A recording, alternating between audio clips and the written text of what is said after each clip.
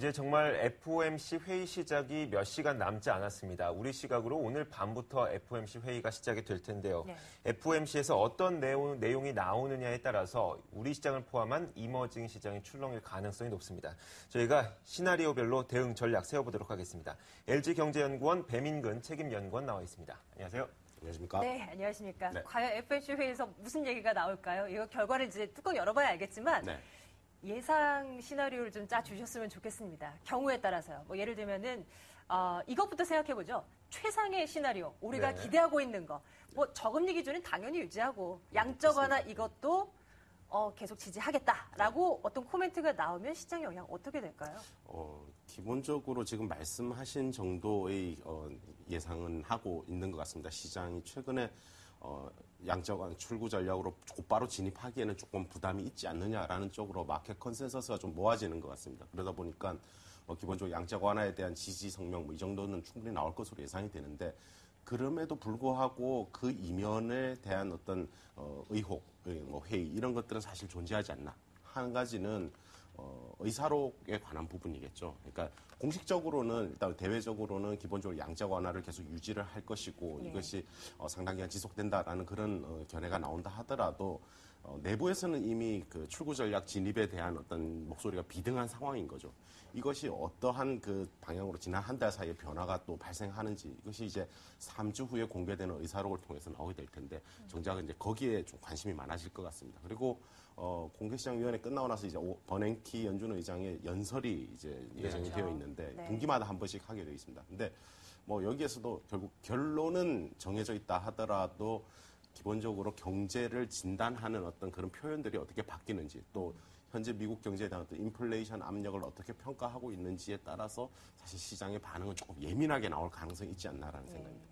두 번째 중요한 요인은 사실은 이제 버냉키 의장의 어떤 레임덕이라는 표현을 쓸 수 있겠죠. 네. 결국은 내년 초로 일단 임기가 종료되는 방향으로 조금 가닥을 잡아가고 있는 것 같습니다. 그러다 보니까 버냉키 의장은 사실 연준 내에서도 가장 그 비둘기파에 가까운 그런 인물이라고 할 수 있는데 결국은 그 비둘기파의 어떤 그 목소리가 조금 줄어들 수 네. 있지 않느냐라는 것이고 후임 의장을 누가 이제 맡게 되느냐에 따라서 지금 뭐 여러 가지 설은 나오고 있습니다만은 혹시나 비둘기파, 아주 전적으로 비둘기파가 아닌 어떤 다른 사람이 맡게 될 경우에 네. 시장은 상당히 급격하게 반응을 할 수 있고, 일단, 버냉키 의장이 상당히 그 완화적 정책 태도에 대한 어떤 강조를 하더라도 약발이라고 그래야 될 거예요. 그런 것은 과거보다 조금 줄어든다. 이렇게 봐야 되지 않을까 싶습니다. 그렇다면은, 정해진 어떤, 아까 말씀하신 그런 결과로 어떤 결론이 나온다 하더라도 시장은 다소한 어떤 불안감 이런 것들을 계속 안고 갈 수밖에 없는 그런 상황이 아닌가 하는 생각이에요. FOMC 회의 지나도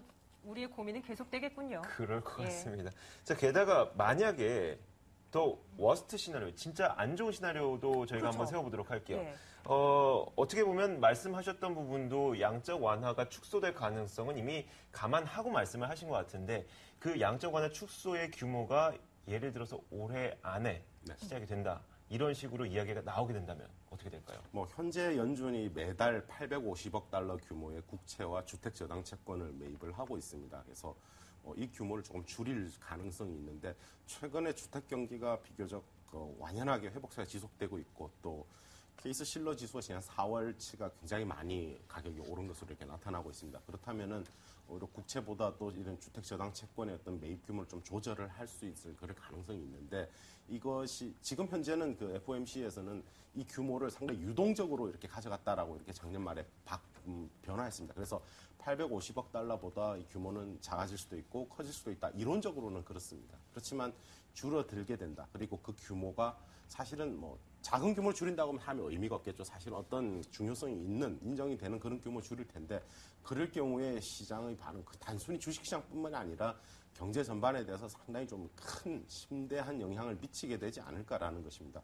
이번 주 초에 국내 일간지에서도 보았듯이, 우리나라의 그 금리가 1%포인트 정도 올라가면 이자 부담이 7조 원 정도 증가한다. 이런 얘기들이 나오더라고요. 그러니까 마찬가지입니다. 이것이 단순히 금융시장에 국한되는 문제가 아니라 기업이라든지 또 미국의 가게들, 돈을 빌려 쓰고 있는 모든 부문에서 이자 부담이 증가하기 때문에 투자라든지 소비가 상당히 위축을 받을 수 있고 또 금융시장, 주식시장이 상당히 이제 폭락을 한다든지 이런 상황에서는 뭐 소비 심리뿐만이 아니라 실제로 그 자산 효과가 감소할 수 있겠죠. 근데 그 영향을 조금 더 짚어본다면은 가장 또 문제가 되는 부분은 결국은 미국의 금융회사들이 국채 보유분에 대해서 어떤 평가 손실이 커질 수 있다. 이것이 유동성 위기로 좀 연결될 수도 있다라는 이런 리스크 요인도 꼽을 수가 있고요. 마지막으로는 말씀하셨습니다마는 그 우리나라를 비롯한 신흥국 자산 시장에 있어서의 어떤 외국인 투자 자본의 이탈 가능성 이런 것들이 우려가 되는데 사실 우리나라는 뭐 연초부터 별로 안 좋았기 때문에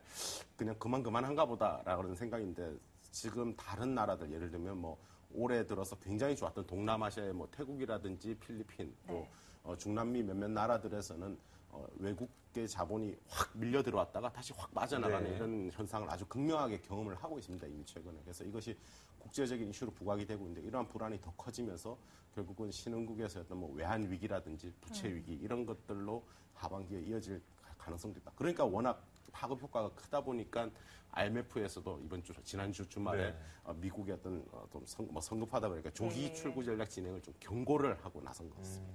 FNC 회의 그 결과에 대해서 뭐 시나리오별로 러프하게 그냥 뭐 좋은 거, 나쁜 거 이렇게 해서 이제 뭐 말씀을 들어봤는데요. 어느 결과가 나오든지 우리 시장을 확 끌어올릴 만한 요인은 안 될 것 같다라는 생각이 들어요. 어떻게 보십니까? 뭐 그렇습니다. 아까 말씀드렸듯이 결과에 대해서는 이번 그 회의의 결과에 대해서는 사실 크게 이제 좀 안도를 할 수가 있는데 역시 그 이면에 이미 미국 경제의 어떤 회복 흐름이라고 하는 것이 나타나고 있고 그러다 보니까는 아무래도 그 출구 전략 시행에 대한 어떤 목소리는 계속 높아질 수밖에 없다. 그리고 아까 말씀드렸던 대로 버냉키 연준 의장이 이제 임기가 거의 끝나가고 있는 상황이다 보니까 아무래도 출구 전략에 대한 어떤 불안감 이런 것들을 완전히 잠재우기는 조금 어렵지 않느냐라는 것이죠. 계속 그 국제적인 유동성 축소에 대한 어떤 불안한 어떤 이런 심리가 계속해서 장 전반에 좀 잠복할 가능성이 크지 않나요? 그동안 시장이 그래도 기대를 걸고 있었던 부분이 없지 않아 있었는데 이렇게 나온다면 또 시장이 또 한 번 급락을 나온 건 아닐까 이런 걱정도 하게 되거든요. 가능성도 있다고 보십니까? 일단 말씀드리죠. 오늘 지금 이야기가 되고 있는 방향으로 이렇게 본다면 사실 급락 가능성은 크지 않다 이렇게 볼 수 있을 것 같고요. 오히려 연설 이후라든지 또 아까 말씀드렸던 3주 후에 어떤 의사록 공개 이런 것들이 시장에 어떤 좀 돌멩이를 던질 수 있는 그런 요인으로 남아있지 않나 생각이 듭니다. 그 급락 가능성이 좀 작다는 이유가 혹시 유럽연합의 재무장관 회의라든지 정상회담에서 시장의 안정화 방안이 내놓을 것이기 때문에 그렇게 생각을 하시는 건가요? 지금 사실 그 유럽 정상뿐만 아니라 서방, 예전엔 G7이었고 지금 G8 정상들이 워싱턴 DC에 모여서 회의를 하고 있습니다. 그래서 오늘 아침 들어온 소식을 보니까 미국과 EU가 이제 FTA를 이제 협상을 시작을 하겠다라는 이런 것이었는데 이달 하순에는 이제 EU 정상회의들이 이제 회담을 하도록 되어 있는데 그렇다면 여기에서는 어떤 국제적인 어떤 공조라든지 이런 부분보다는 결국은 유럽 내부의 문제 어떠한 성장 정책, 어떤 모양의 어떤 성장 모델로 갈 것인가라는 것인데 여기에서 사실 다소간에 좀 갈등이 또 불거져 나올 가능성이 있지 않나. 결국 메르켈 총리는 다른 유럽 국가들에 대해서 독일식 어떤 성장 모델을 권고한다. 그렇죠. 이렇게 될 가능성이 큰 것이고 다른 나라들 입장에서는 나라마다 다 경제적인 상황이 다르고 제조업이 별로 강하지 않은 나라들이 사실 남유럽 국가 대부분인데 어떻게 그러한 그 모델을 그대로 받아들일 수 있느냐라는 것이고 뭐 그런 식의 어떤 그 향후의 어떤 성장 정책의 어떤 진로를 두고 갈등이 이제 본격적으로 불거져 나온다. 뭐 오히려 이런 상황이 될 수도 있을 것 같습니다. 근데 그거는 어떻게 보면 좀 불가피한 측면이 있고 성장 정책을 구체화해서 실행해 나간다라는 측면에 있어서는 반드시 거쳐가야 될 그런 논의 과정이라고 볼 수 있을 것 같습니다. 네, 알겠습니다. 마지막으로 한 가지만 더 간단하게 여쭤보도록 할게요. 지금 뭐 시장에서 뭐 급락 가능성은 없다고 말씀을 하셨지만 만약에 하락을 하더라도 아니 뭐 시장이 좀 안정이 되더라도 뭐 결과 이후에 시장이 안정이 되더라도 사실 그거는 미국 상황일 것 같거든요. 미국을 비롯한 유럽 상황, 우리나라 상황은 좀 다르다고 보는데요.